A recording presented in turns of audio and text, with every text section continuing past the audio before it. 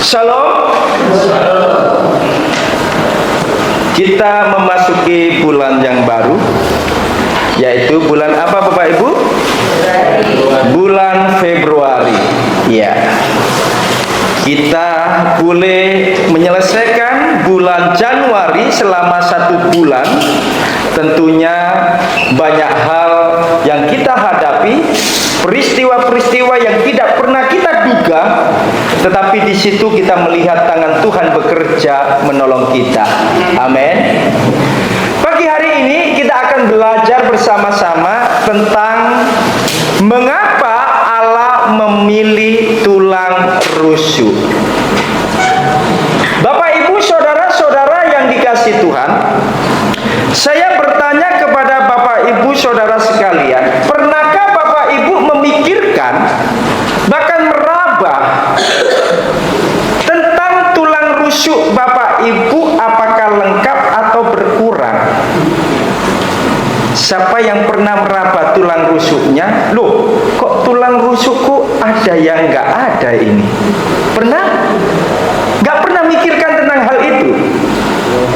Oke, pertanyaan yang berikutnya kalau begitu. Pernah nggak Bapak Ibu baca Alkitab, kitab Kejadian pasal yang kedua tentang tulang rusuk? Pernah? Apa yang Bapak Ibu dapatkan dari istilah tulang rusuk? Teman hidup, ya.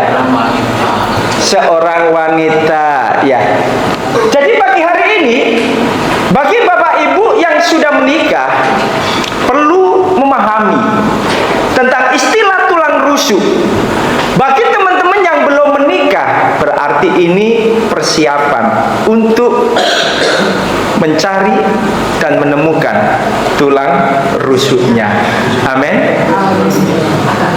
Yang single, amin. Amin. Yuk kita bersama-sama akan buka Alkitab kita di dalam kitab Kejadian pasal yang kedua, ayat yang ke-21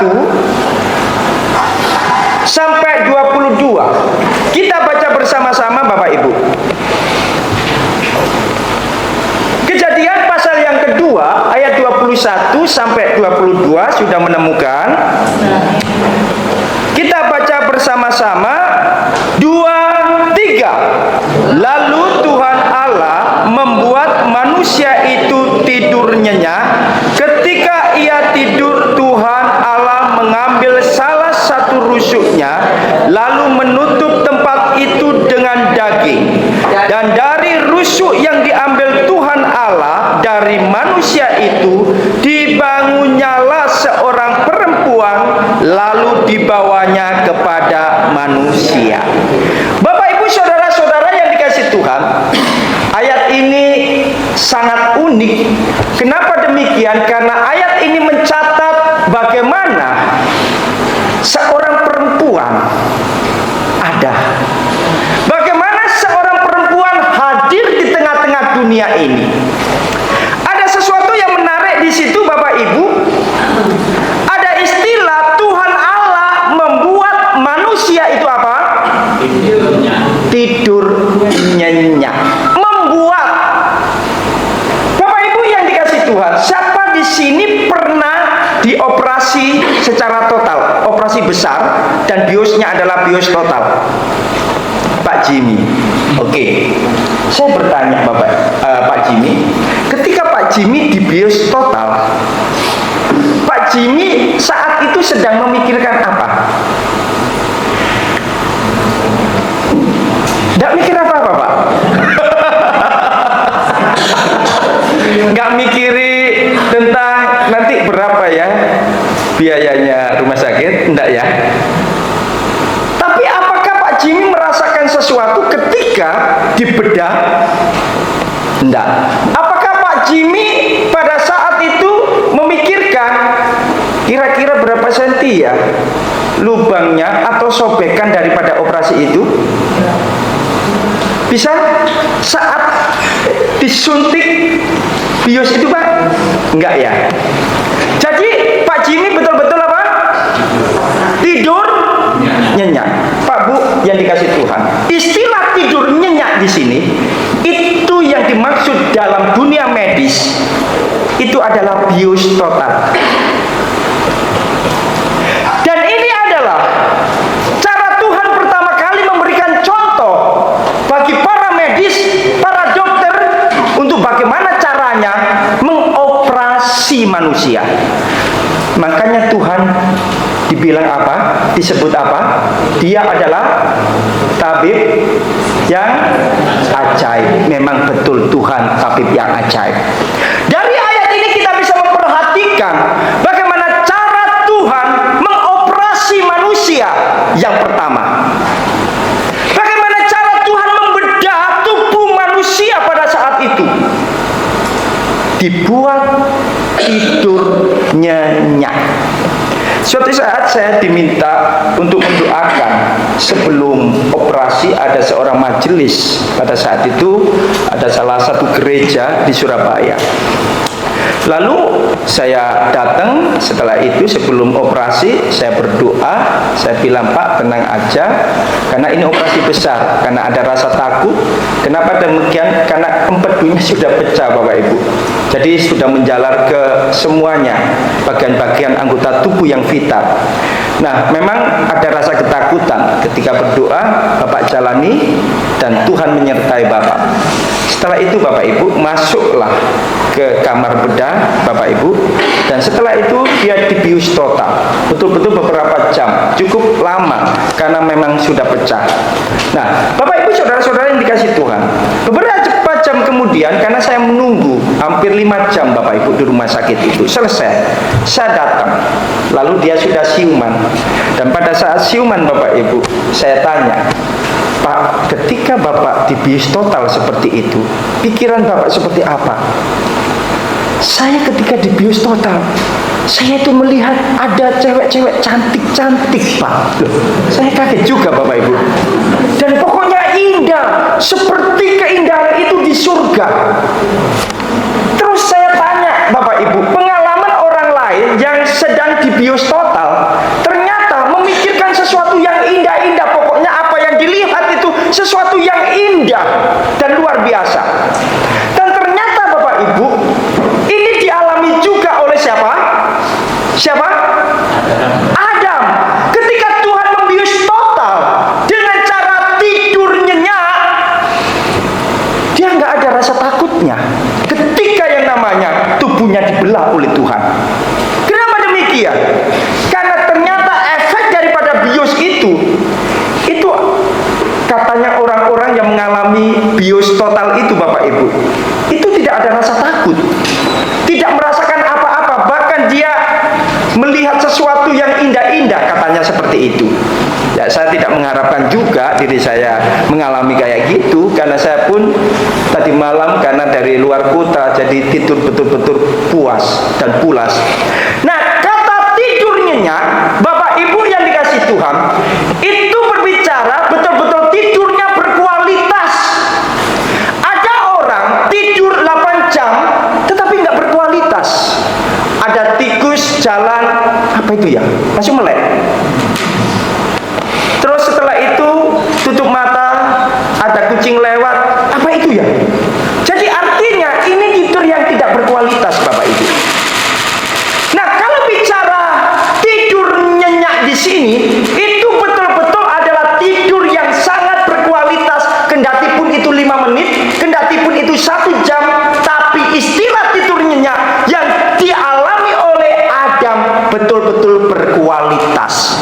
Makanya Tuhan ketika bedah tubuhnya, dia nggak ngalami sakit apapun juga. Bapak Ibu, saudara-saudara yang dikasih Tuhan, yang menjadi pertanyaan di sini, kalau kita memperhatikan di dalam ayat yang berikutnya, ayat yang ke-22, dan dari rusuk yang diambil Tuhan Allah dari manusia itu, dari Adam itu, dibangunnyalah seorang perempuan, lalu dibawanya kepada Adam itu. Nah, ada orang yang berkata seperti ini anak bujang ya, Pak, saya ini usianya sudah 40-an Pak. saya belum menemukan tulang rusuk saya, Pak. Kira-kira tulang rusuk saya di mana ya, Pak ya? Terus ada perempuan juga, usianya sekitar 36-an, tanya juga, Pak, saya ini kok belum menemukan ada Arjuna yang datang kepada saya. Sampai sekarang saya berdoa, saya bertanya-tanya sama Tuhan, Tuhan, aku ini tulang rusuknya siapa? Kok sampai hari ini belum ada orang yang menemukan saya? Nah, Bapak Ibu yang dikasih Tuhan, kalau kita memperhatikan istilah tulang rusuk itu, ya, dalam konteks Kejadian 2 ayat 21 dan 22, ini hanya berlaku penciptaan wanita, penciptaan Hawa itu hanya berlaku kepada manusia yang pertama. Namun makna tentang tulang rusuk itu, maknanya adalah bahwa perempuan itu diambil dari seorang laki-laki. Makanya istilah tulang rusuk dalam bahasa aslinya itu sela. Sela itu artinya bagian tubuh dari laki-laki. Dan di sini merujuk kepada tulang rusuk. Jadi artinya begini, bahwa penciptaan perempuan pertama yaitu Hawa, memang cara Tuhan adalah mengambil tulang rusuknya siapa? Adam.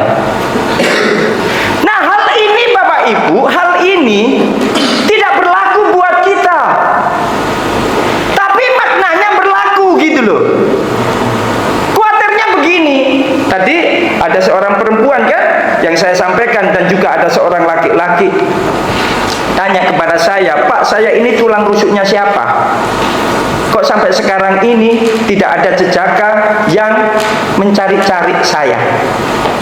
Saya ini tulang rusuk siapa? Yang cowok juga, Pak, tulang rusuk saya di mana? Kan gitu kan? Nah, jangan berpikir seperti ini Bapak Ibu. Kenapa demikian? Karena bicara tentang memang hadirnya perempuan pertama yaitu Hawa, memang diambil dari tulang rusuknya si Adam. Nah, Adam dan Hawa itu mewakili, maknanya memang untuk kita. Bisa pahami Bapak Ibu? Secara teologis, kita yang cewek itu diambil dari laki-laki. Nanti kuatirnya gimana dengan orang yang selibat? Apakah orang yang selibat, tahu selibat Bapak Ibu? Apa itu? Memang dia terpanggil nggak menikah. Orang seperti ini ditawari banyak jodoh pun nggak mau. Kenapa? Karena panggilannya selibat. Nanti orang akan berpikir, loh, ini pasti ada tulang yang kelebihan. Bagaimana dengan orang? Bisa paham? Bisa tangkap maksud saya? Bisa tangkap Bapak Ibu? Iya. Terus bagaimana ada orang yang menikah, setelah itu istrinya meninggal, menikah lagi? Berarti tulang rusuk piro? Oh, double. Masa ada tulang rusuk yang kelebihan, ada yang kurang? Bisa pahami Bapak Ibu? Jadi maknanya memang itu untuk kita, bahwa perempuan itu diambil dari laki-laki. Tapi bicara mengenai lahirnya yang namanya perempuan Adam, Hawa itu memang diambil dari tulang rusuknya laki-laki pada saat itu. Betul-betul seperti itu. Nah, saudara-saudara, tentunya ini menjadi makna yang sangat dalam. Istilah tulang rusuk atau sela itu. Sekarang yang menjadi pertanyaan, klik. Tuhan menciptakan manusia dan memilih tulang rusuknya untuk dijadikan seorang perempuan. Kenapa kok tidak tulang ekor yang diambil Tuhan? Kenapa kok nggak tulang punggung yang gede panjang ini yang diambil Tuhan untuk dijadikan seorang perempuan yang namanya Hawa. Kenapa nggak tulang kaki? Bapak Ibu, khususnya ibu-ibu, pernah nggak memikirkan tentang itu? Nggak pernah. Jangan-jangan nggak baca Alkitab. Saya belajar Bapak Ibu, sebelum married, sebelum menikah, saya belajar tentang apa sih maksudnya ini. Supaya apa? Ketika saya belajar, maka di situ saya menemukan makna yang sesungguhnya, istilah dari kenapa sih Tuhan itu menciptakan dan menghadirkan seorang perempuan dari tulang rusuknya Adam, yaitu laki-laki itu. Kenapa? Kenapa nggak tulang punggung? Kenapa nggak tulang kaki? Kenapa nggak tulang tengkorak? Kan ada kan? Iya kan? Pasti ada alasannya kan? Betul Bapak Ibu? Iya. Nah, kita lihat Bapak Ibu, ada beberapa alasan mengapa Tuhan memilih tulang rusuk untuk dijadikan bahan, menciptakan dan menghadirkan seorang perempuan, yaitu Hawa. Yang pertama, tulang rusuk itu berbicara tentang kesetaraan. Itu indahnya Bapak Ibu. Kalau orang nggak mengerti ajaran doktrin seperti ini, maka pasti rusak hubungannya. Pasti nggak mungkin dah. Saya jamin itu. Jadi kalau bicara tentang tulang rusuk, itu bicara tentang kesetaraan dan kedekatan. Apa maksudnya? Bahwa tulang rusuk itu berada dekat dengan jantung. Bapak Ibu, jantung Bapak Ibu sampai hari ini berdenyut enggak? Berapa jam? Berapa jam? 24 jam, tidak pernah berhenti. Hebatnya Tuhan itu ya. Dan ternyata di sini ada makna teologisnya Bapak Ibu, bahwa tulang rusuk itu berada di sisi tubuh, yaitu manusia, bukan di atas, bukan di bawah, tetapi di tengah-tengah, sejajar. Apa maksudnya? Bahwa perempuan dicipta oleh Tuhan itu sejajar dengan laki-laki. Kenapa muncul emansipasi wanita yang diprakarsai oleh siapa? R.A. Kartini. Kenapa? Karena perempuan dikatakan nomor, perempuan tidak terlalu penting. Tapi firman Tuhan mengajarkan kepada kita bahwa perempuan itu sejajar di mata Tuhan. Martabatnya, harkatnya sama, kendati pun fungsinya berbeda. Ya, fungsinya perempuan salah satu melahirkan, betul? Laki-laki bisa? Nggak bisa, karena bukan fungsinya itu. Betul ya Bapak Ibu ya? Jadi jelas sekali di sini bahwa perempuan itu dicipta oleh Tuhan sejajar dengan laki-laki. Ini luar biasa loh Bapak Ibu ya. Jadi tujuannya untuk apa? Perempuan dihadirkan bagi laki-laki. Tujuannya untuk menolong. Saya tanya, menolong itu lebih kuat atau lebih lemah? Halo? Yang ditolong lebih kuat atau lebih lemah? Lemah. Berarti kondisi laki-laki itu butuh. Makanya perempuan itu kuat. Kalau orang sebelah bilangnya perempuan itu tabah, ya Pak Jimmy ya, tabah. Nah, yang menjadi pertanyaan saya, kenapa perempuan dibilang sejajar sebagai penolong bagi seorang laki-laki dan itu sepadan? Saya tanya, kerbau atau lembu bagi Adam pada saat itu bisa nggak menolong? Bisa. Untuk apa? Untuk apa? Lembu untuk apa? Bercocok tanam, betul kan? Untuk garap sawah, betul? Untuk mengelola tanah, betul kan? Tapi yang menjadi pertanyaan, apakah itu itu sepadan dengan Adam?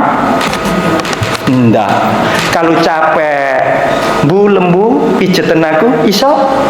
Enggak isa. Kenapa? Enggak sepadan. Lembu, binatang yang lain bisa menjadi penolong bagi Adam pada saat itu, tapi sayangnya enggak sepadan. Lu ada orang menikah sama binatang loh. Kan edan kan Bapak Ibu sekarang ini. Dan Bapak Ibu, kalau Bapak Ibu tahu, beberapa minggu yang lalu di Thailand sudah dikeluarkan undang-undang secara legal. Apa itu? Pernikahan yang sejenis dilindungi oleh negara. Coba bayangkan. Akhirnya minggu kemarin itu banyak yang cowok menikah dengan cowok. Rasane koyo opo? Yang cewek menikah dengan cewek. Banyak sekali daftar di pemerintah dan dilindungi. Rusak Bapak Ibu. Nggak sepadan. Yang namanya sepadan itu rasnya sama, jenis kelaminnya berbeda. Ras sama-sama manusia, tapi jenis kelaminnya harus Nah ini sama rasnya, sesama manusia, tetapi yang di Thailand itu jenis kelaminnya sama juga. Iya. Jadi saudara-saudara, jelas sekali di sini bahwa Tuhan pilih tulang rusuk itu karena ada makna di situ. Apa maknanya? Bahwa perempuan itu dicipta oleh Tuhan sebagai penolong yang sebadan bagi seorang laki-laki. Yang kedua, Bapak Ibu, alasan yang kedua, kenapa Tuhan memilih tulang rusuk? Yang kedua, karena itu berbicara tentang lambang perlindungan. Apa maksudnya? Bahwa tulang rusuk berada dekat dengan jantung. Ya. Terus, organ yang melambangkan kasih dan kehidupan. Bapak Ibu, kalau hari ini mati, jantung kita nggak gerak, nggak dap dip duk, Pak Bu, berarti sedang berangkat ke. Makanya jantung itu bicara tentang kehidupan. Posisi yang namanya jantung dengan tulang rusuk itu saling berdekatan dan dilindungi oleh tulang rusuk. Nah, makna teologisnya apa? Bahwa makna teologisnya bahwa perempuan itu diciptakan untuk dikasihi, nggak dioring-oringi terus, stres nanti. Ya. Jadi perempuan dicipta oleh Tuhan untuk dikasihi dan dilindungi. Makanya kalau prinsip orang Madura, saya tahu persis Bapak Ibu orang Madura. Jangan pernah ote-ote istrinya. Kalau sampai masalah itu terusik, itu berani yang namanya suami akan apa Bapak Ibu? Berani dia taruhan nyawa. Kenapa demikian? Karena dia tahu fungsi seorang laki-laki, fungsi seorang suami itu melindungi.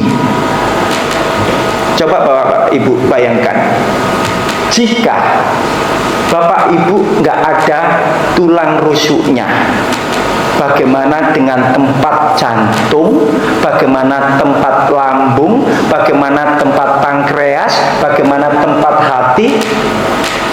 Nasibnya seperti apa? Bisa Bapak Ibu? Untuk tidur enak enggak kalau nggak ada tulang rusuk? Penyet Bapak Ibu? Betul? Betul. Jadi ada maksud Tuhan di situ Bapak Ibu. Tulang rusuk itu ditempatkan oleh Tuhan di situ. Tujuannya apa? Mengasihi organ-organ yang vital seperti jantung dan lain sebagainya.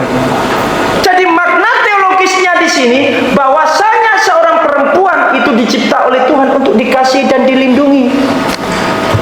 Ya, makanya ketika Abraham pergi ke Mesir, di situ lihat ada raja Mesir, kok tertarik dengan istrinya siapa? Abraham maju pertama, mau melindungi istrinya, kan seperti itu kan. Tapi kalau suami-suami ya dengan istri nggak bisa melindungi, ini peranannya kurang pas. Ya, yang belum merit itu harus diperhatikan ini. Ya, harus diperhatikan supaya tahu tanggung jawabnya. Yang ketiga, Bapak Ibu, apa alasan mengapa Tuhan memilih tulang rusuk? Karena tulang rusuk itu bisa pulih kembali. Ternyata orang kalau operasi Bapak Ibu nanti bisa cross check atau tanya dengan dokter khusus spesialis tulang yang mengoperasi tulang. Itu biasanya Bapak Ibu itu mengambil tulang rusuk, diambil. Kenapa demikian? Karena tulang rusuk itu bisa regenerasi, artinya tumbuh kembali ketika dipotong. Luar biasa ya.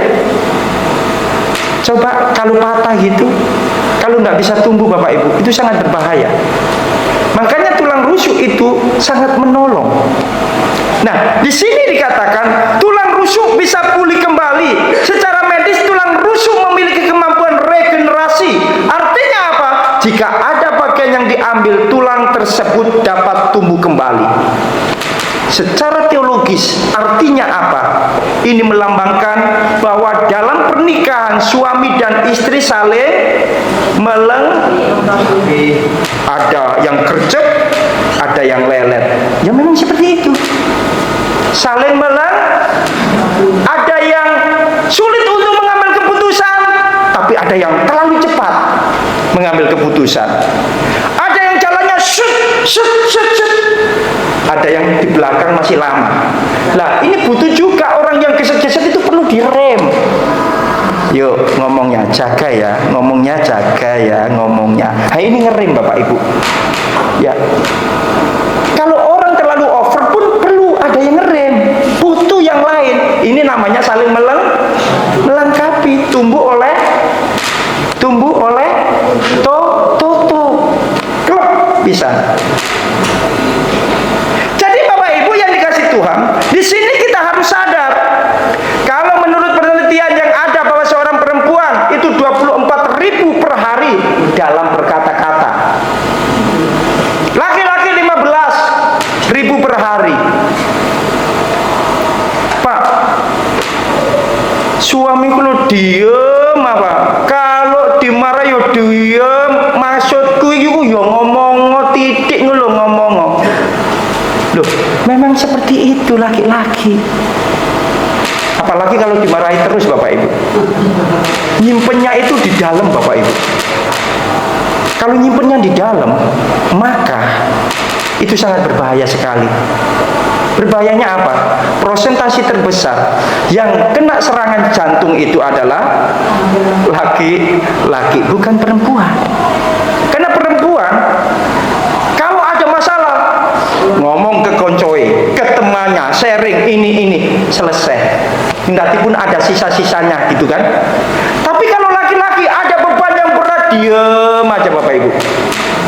Jadi pikiran itu bisa melayang-layang, tapi hati sedang bergumul, dan itu berbahaya sekali juga. Makanya saling mendoakanlah. Amin.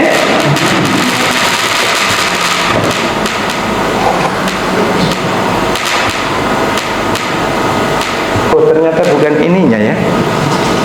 Nah, saudara-saudara yang dikasih Tuhan, kendati pun laki-laki dan perempuan itu berbeda,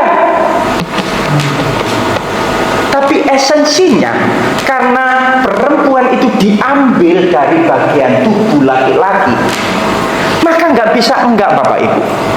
Makanya kalau ada istri itu yang sakit, suami pasti merasakan. Atau sebaliknya, kalau laki-laki itu sakit, maka istri pun juga ikut merasakan. Pak, kalau istriku Pak, aku sakit Pak, dibiarkan begitu saja Pak, itu tulang rusuk yang apa Pak? Rusak kalian. Berarti di sini ada masalah Bapak Ibu, ada masalah.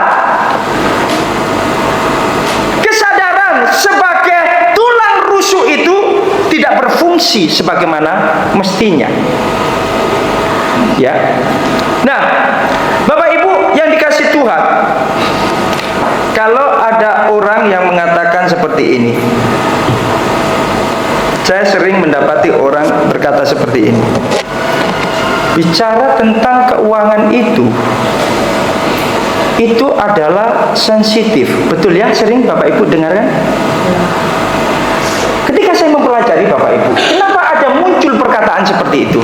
Saya mengedukasi Bapak Ibu, termasuk di gereja. Kenapa ada orang ketika berkata atau ketika membicarakan tentang masalah uang berkata itu sensitif loh. Ketika dipelajari, ketika dianalisa, ketika diteliti Bapak Ibu, pernyataan orang seperti ini sebenarnya ada masalah di rumah tangganya, ada masalah di rumah unit terkecilnya karena tidak membiasakan diri untuk transparan tentang keuangan. Bisa paham? Bisa tangkap Bapak Ibu? Orang kalau di unit terkecil, di rumah tangganya, suami sama istri transparan, ini loh pendapatannya, ini loh komisinya, gak ada istilah kalau bicara tentang keuangan itu sensitif, gak ada Bapak Ibu. Makanya ketika seseorang mengatakan, oh kalau bicara tentang keuangan itu sensitif Pak, berarti ada ketidakjujuran dalam diri orang itu, karena sudah terbentuk dalam keluarga seperti itu. Pak, Bu, kalau orang masalah keuangan itu dijadikan masalah, ya, dan dibilang itu sensitif, maka harus saling terbuka di situ antara suami dengan istri. Memang ada kasus, memang ada seorang bapak nggak bisa mengelola keuangan, istri bisa, atau sebaliknya, ada seorang bapak pintar mengelola keuangan tapi istri nggak bisa.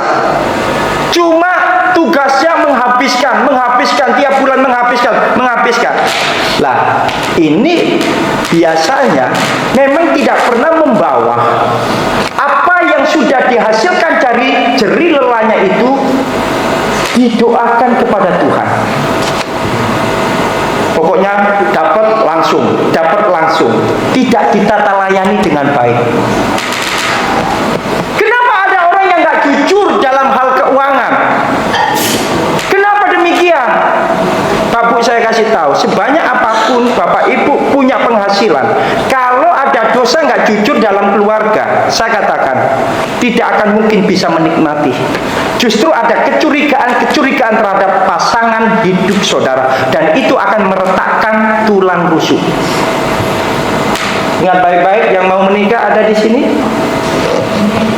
Sampai hari ini Bapak Ibu, ya, sampai hari ini kami itu belajar tentang hal itu. Bicara tentang keuangan biasa aja. Kenapa demikian? Karena ketika kami dapat berkat Tuhan, kami tata baik-baik. Yang namanya amplop itu ada beberapa. Ini untuk bantu orang, ini untuk perpuluhan, ini untuk persembahan, ini untuk studi anak, ini untuk listrik, untuk air dan lain sebagainya. Ditata, berdua dan didoakan. Terima kasih Tuhan. Sepanjang 1 bulan Tuhan sudah menghantar kami dan Engkau sudah mencukupkan. Dan sekarang kami menerima berkat Tuhan. Tolong berikan hikmat kepada kami untuk menata layani berkat-berkat-Mu. Apakah saudara terima lalu menyembunyikan sebagian sehingga pasanganmu nggak tahu? Ini sudah nggak jujur. Dan jangan pernah berharap Bapak Ibu bisa menikmati berkat Tuhan dengan baik. Halo, yang mau menikah ada di sini?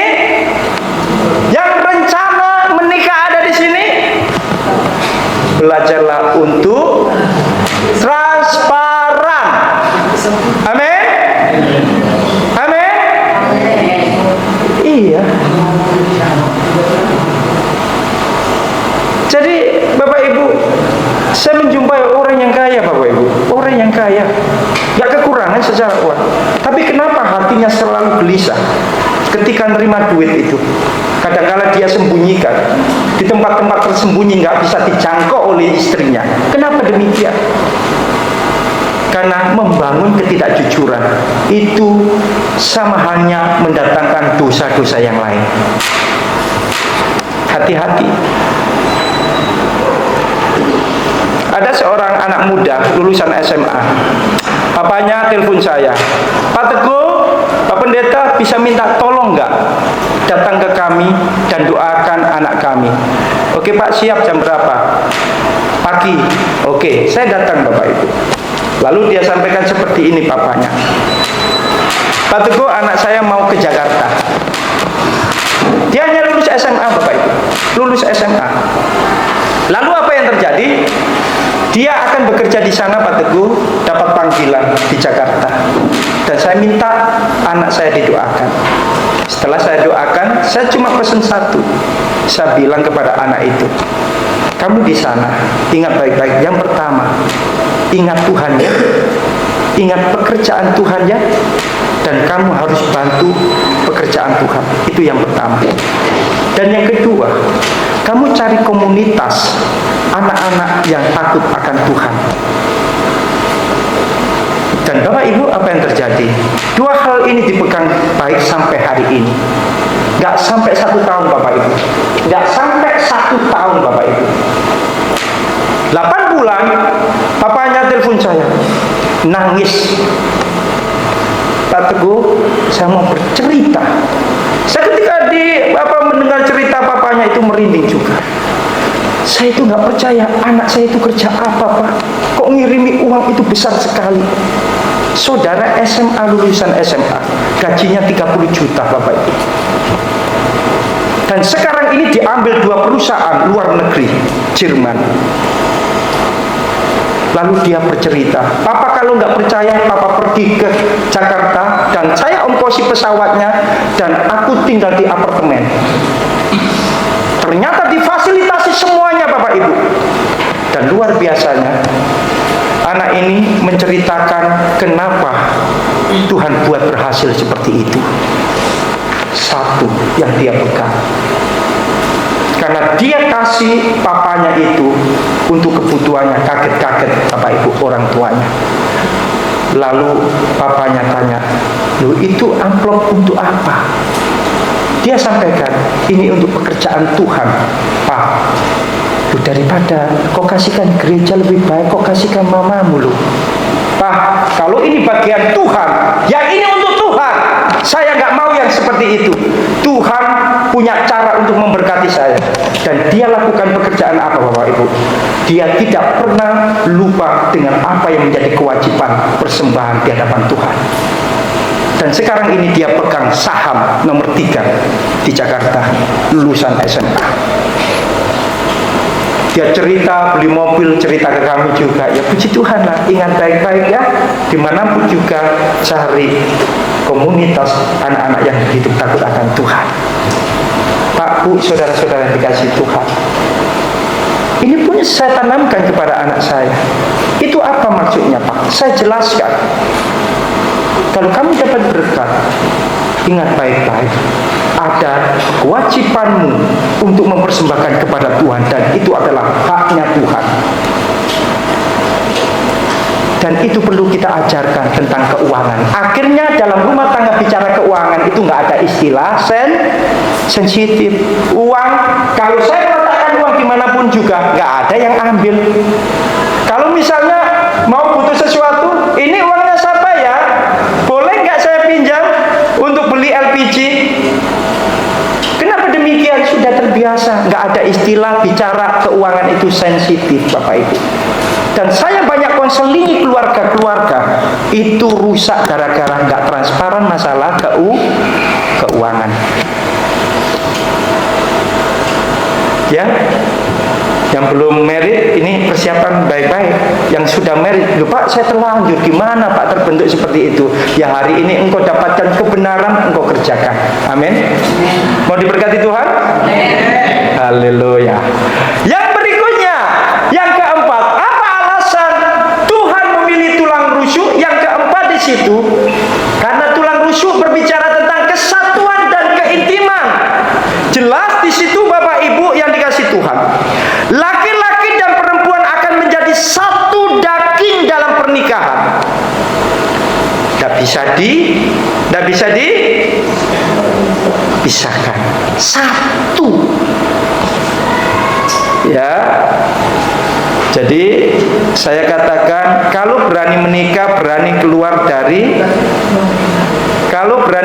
harus keluar dari orang tua. Ya, itu prinsip kalau mau diberkati Tuhan. Lupa, saya nggak mampu, untuk kos aja susah. Sudah percaya deh. Kalau Tuhan katakan keluar, ya keluar.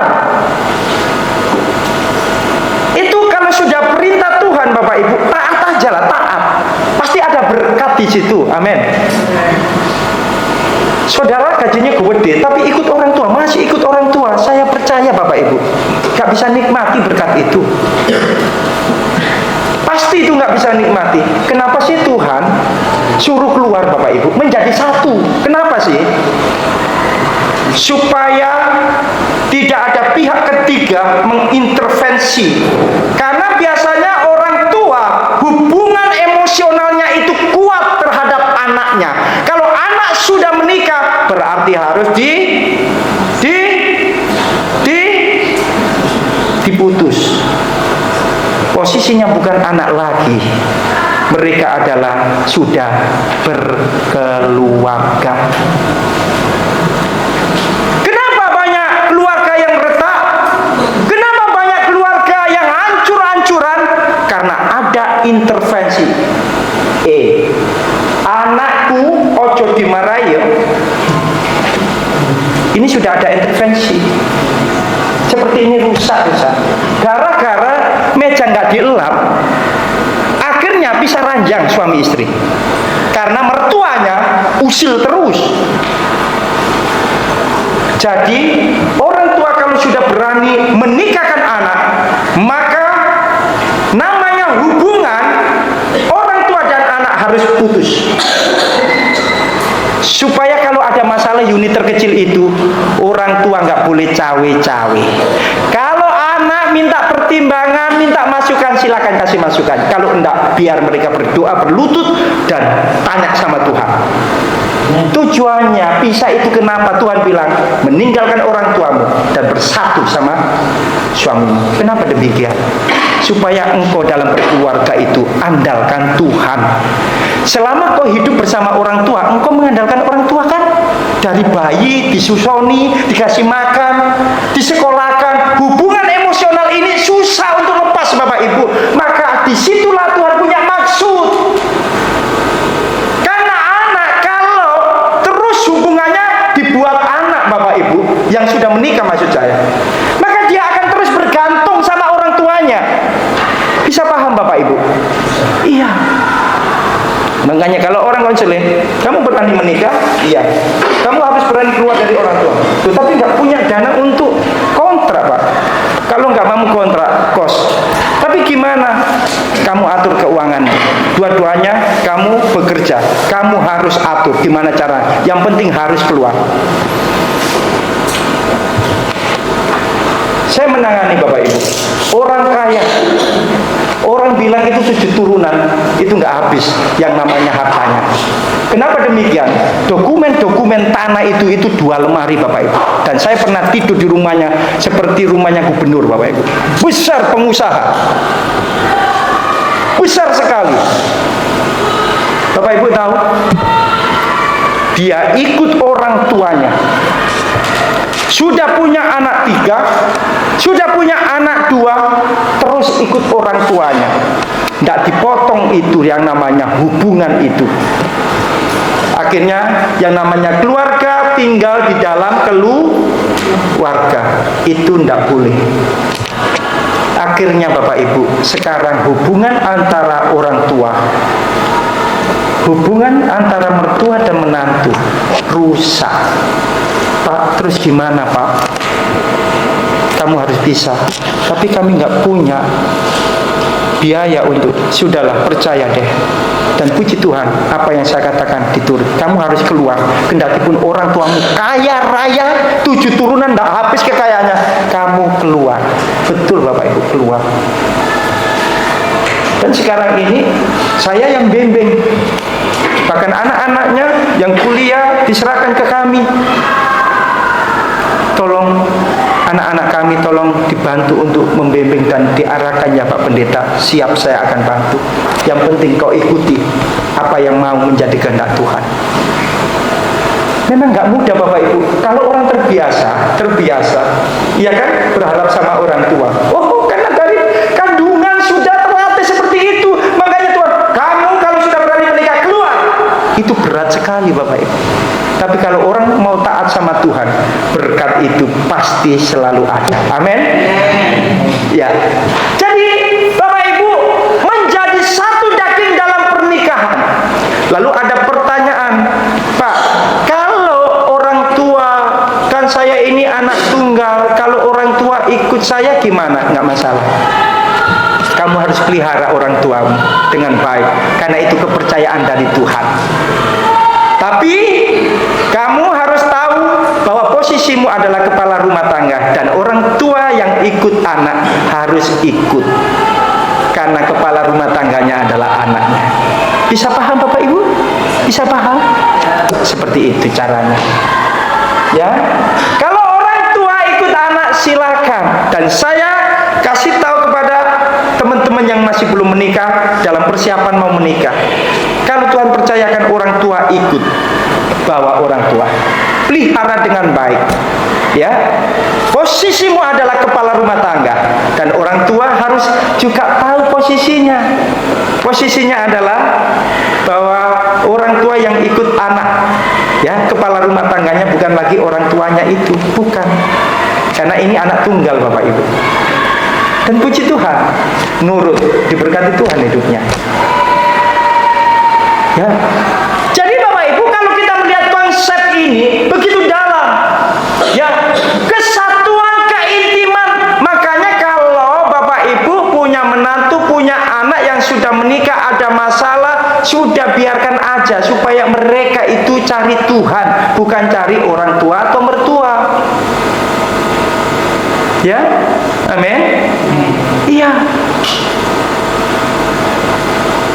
Jadi kalau Bapak Ibu ada anak yang ada masalah dengan suaminya, lalu pulang ke rumah Bapak Ibu, suruh kembali. Kau punya rumah tangga sendiri, pulang sana, pulang.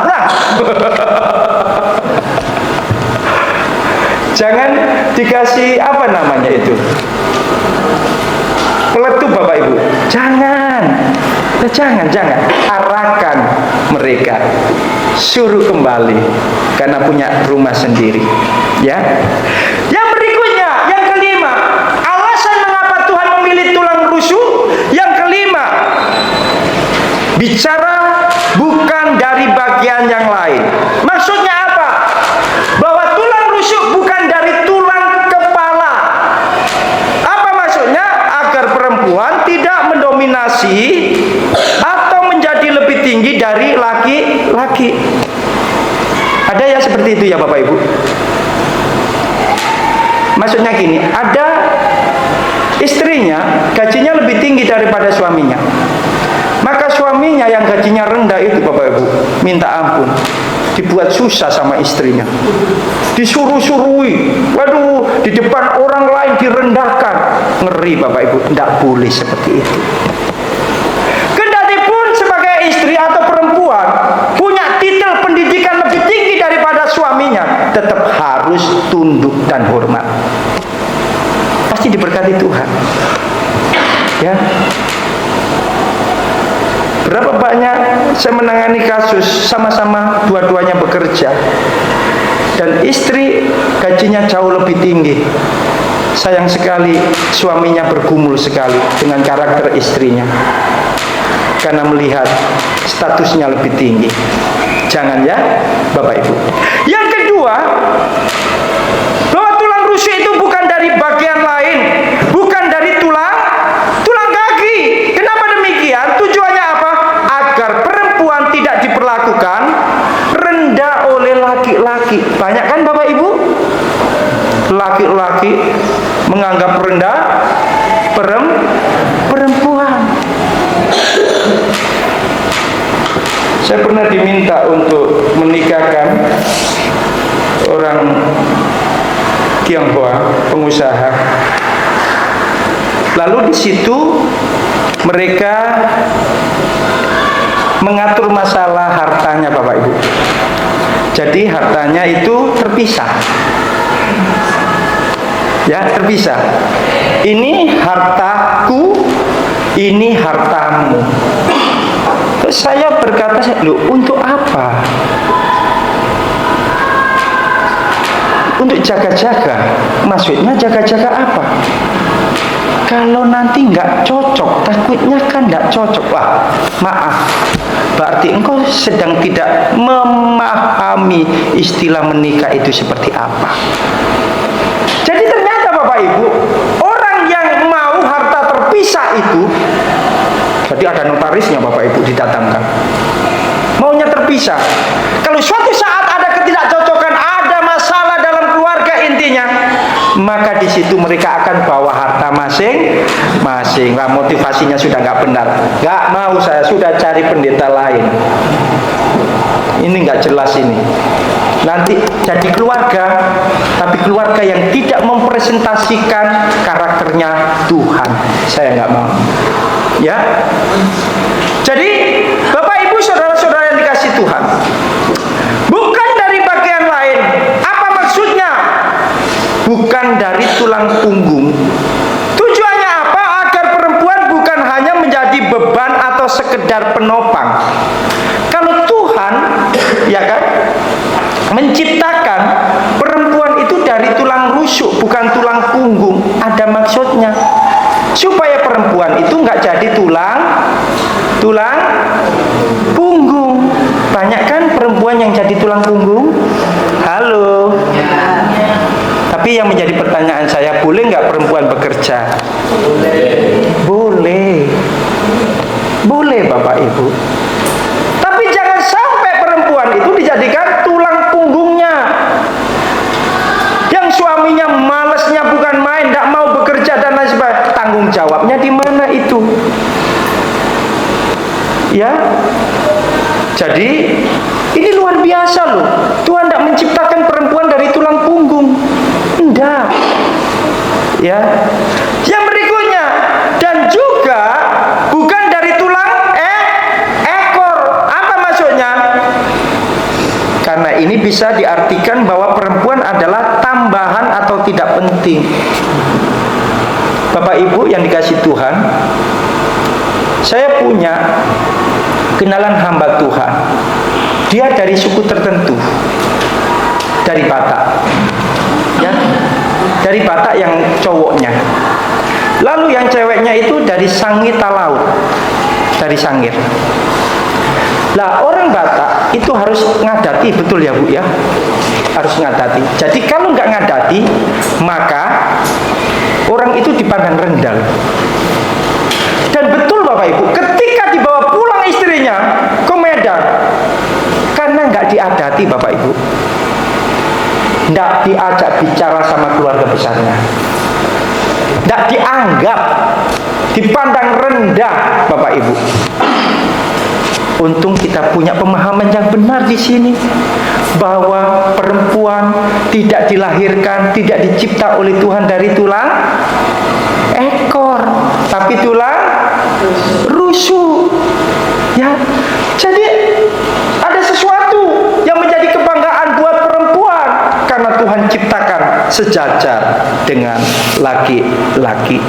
Saudara-saudara yang dikasih Tuhan, sebagai kesimpulannya, pemilihan tulang rusuk dalam penciptaan Hawa mengandung makna rohani yang dalam. Ya.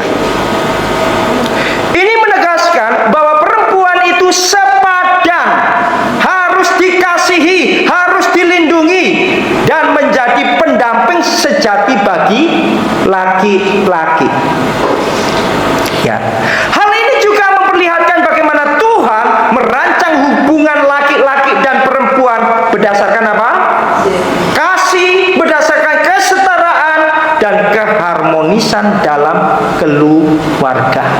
Kalau kita memiliki pemahaman yang seperti ini Bapak Ibu, saya percaya dalam keluarga itu ada keharmonisan.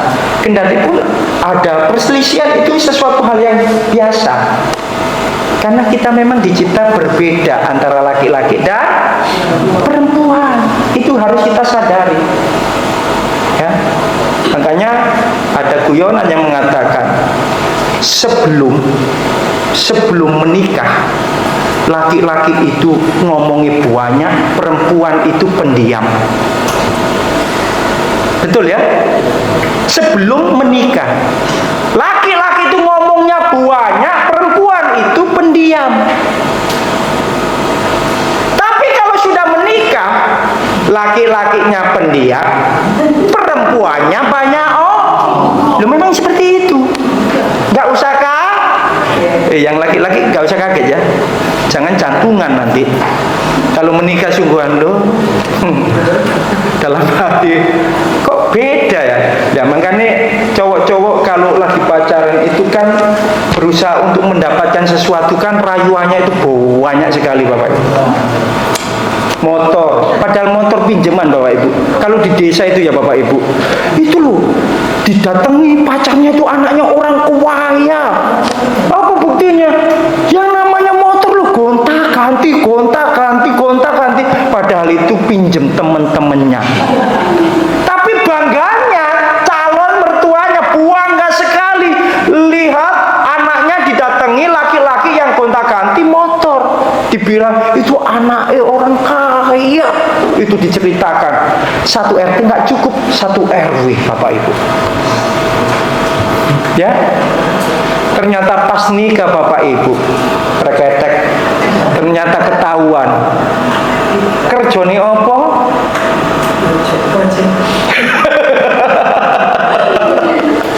Gojek. Jadi Bapak Ibu yang dikasih Tuhan, laki-laki perempuan itu setara di hadapan Tuhan. Makanya di sini kita harus saling menghargai, saling menghormati satu dengan yang lain. Tidak boleh merendahkan. Amin. Karena perempuan diambil dari laki-laki. Kiranya Tuhan Yesus memberkati kita semua. Mari kita berdoa kepada